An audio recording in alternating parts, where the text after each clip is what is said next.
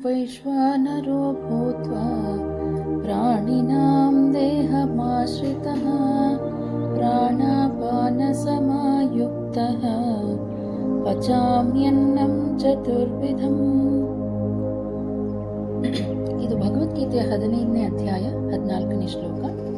ಇದು ಭೋಜನ ಮಂತ್ರ. ಇದರ ಅರ್ಥ, ನಮ್ಮ ಮನುಷ್ಯನ ದೇಹದಲ್ಲಿರುವಂತಹ ವೈಶ್ವಾನರ ಇದು ಪ್ರಾಣವಾಯು ಮತ್ತು ಅಪಾನವಾಯುವಿನ ಜೊತೆಗೆ ಸೇರಿಕೊಂಡು 4 ಪ್ರಕಾರದ ಆಹಾರವನ್ನು ಪಚನ ಮಾಡುತ್ತೆ ಅಂತ. ಅಂತಹ ವೈಶ್ವಾನರಿಗೆ ನಾವು ಯಾವುದೇ ಒಂದು ಆಹಾರ ತಗೊಳ್ಳೋ ಮುಂಚೆ ಪ್ರಾರ್ಥನೆ ಮಾಡಿ ನಂತರ ಆಹಾರ ತಗೊಳ್ಳೋ ಪದ್ಧತಿ. ನಮಸ್ಕಾರ, ನಾನು ಡಾಕ್ಟರ್ ಪದ್ಮಾವತಿ. ದಿನ 10ನೇ ಜ್ಞಾನಾಮೃತ ಪಾಡ್ಕಾಸ್ಟ್ ಸೀರೀಸ್ಗೆ ಎಲ್ಲರಿಗೂ ಸ್ವಾಗತ. ಇವತ್ತಿನ ವಿಷಯ ಅಗ್ನಿ. ಏನು ಈ ಒಂದು ಪವಿತ್ರ ಅಗ್ನಿಯ ಬಗ್ಗೆ ತಿಳ್ಕೊಳ್ಳೋಣ. ಅಗ್ನಿ ಅಥವಾ ಬೆಂಕಿ ವೈದಿಕ ಆಧ್ಯಾತ್ಮಿಕತೆ ಮತ್ತು ಆಯುರ್ವೇದ ಎರಡರಲ್ಲೂ ಅತ್ಯಂತ ಪವಿತ್ರ ತತ್ವ. ಅಧಿಕ ಮಾಸದ ಹೋಮ ಮತ್ತು ಯಜ್ಞ ಬಾಹ್ಯ ಅಗ್ನಿ ಆದರೆ ಜಾಠರಾಗ್ನಿ ಆಂತರಿಕ ಅಗ್ನಿ. ಜಾಠರಾಗ್ನಿ ಆಯುರ್ವೇದ ಆರೋಗ್ಯದ ಮೂಲ. ಊಟದ ಮೊದಲು ಶುಂಠಿಯನ್ನು ತಿನ್ನೋದು, ಹಾಗೆ ಆದಷ್ಟು ತಣ್ಣನೆ ಪಾನೀಯವನ್ನು ತೆಗೆದುಕೊಳ್ಳದೇ ಇರುವಂಥದ್ದು, ಹಾಗೂ ಮುಖ್ಯವಾಗಿ ಹಿಂದಿನ ಊಟ ಜೀರ್ಣವಾಗೋ ತನಕ ಮತ್ತೆ ತಿಂದೇ ಇರೋದು, ಇದು ಬಹಳ ಮುಖ್ಯ. ಅಗ್ನಿಸಾರ ಕ್ರಿಯೆ ಏನಂಗಂದ್ರೆ ಇದು ಒಂದು ಯೋಗದಲ್ಲಿ ಮಾಡುವಂತ ಪ್ರಕ್ರಿಯೆ.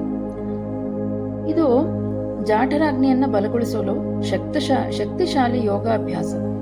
ಪ್ರತಿದಿನ ಬೆಳಗ್ಗೆ ಉಸಿರನ್ನ ಹೊರಕ್ಕೆ ಹಿಡಿದು 20 ರಿಂದ 30 ಬಾರಿ ಹೊಟ್ಟೆಯನ್ನ ಒಚ್ಚಿಕೊಳ್ಳುವಂಥದ್ದು. ಋಗ್ವೇದದಲ್ಲಿ ಅಗ್ನಿಯ ಆಹ್ವಾನದಿಂದ ತೆರೆಯುತ್ತಾರೆ. ಅಗ್ನಿಮೀಳೆ ಪುರೋಹಿತಂ. ಅಗ್ನಿ ಅತ್ಯಂತ ಹಳೆಯ ಗ್ರಂಥಗಳ ಮೊದಲ ಪದ. ಹಾಗೆ ನಾವು ಏನ್ ತಿಳ್ಕೊಂಡ್ವಿ ಅಂದ್ರೆ, ಈ ಜೀರ್ಣಕಾರಿ ಅಥವಾ ಚಯಾಪಚಯ ಬೆಂಕಿ ಏನಾಗಿದೆ ಅಗ್ನಿ ಆಯುರ್ವೇದದಲ್ಲಿ, ಇದು ಒಟ್ಟಾರೆ ಆರೋಗ್ಯವನ್ನ ನಿಯಂತ್ರಿಸುವಂತ ಕೇಂದ್ರ. ಇದು ಸುಮಾರು 14 ವಿಧಗಳಾಗಿ ವಿಂಗಡಿಸಲಾಗಿದೆ. ಇದರಲ್ಲಿ ಜಾಠರಾಗ್ನಿ ಜೀರ್ಣಕ್ರಿಯೆಗೆ ಕಾರಣವಾದ ಪ್ರಾಥಮಿಕವಾಗಿ ಇರುವಂಥದ್ದು, ಬಹುಮುಖ್ಯವಾಗಿರುವಂಥದ್ದು. ಇದು ದೇಹದ ಸಮತೋಲನವನ್ನು ಕಾಪಾಡುತ್ತೆ ಹಾಗೂ ಆಹಾರದ ರೂಪಾಂತರ ಮತ್ತೆ ಕಾಪಾಡಿಕೊಳ್ಳುವಿಕೆ ಸಹ ಪಾತ್ರ ವಹಿಸುವಂಥದ್ದು. ಈಗ ದುರ್ಬಲವಾದ ಅಗ್ನಿಯಿಂದ ಏನಾಗುತ್ತೆ ಅಂದ್ರೆ, ರೋಗಕ್ಕೆ ಮೂಲ ಕಾರಣವಾಗದೆ ದುರ್ಬಲ ಅಗ್ನಿ.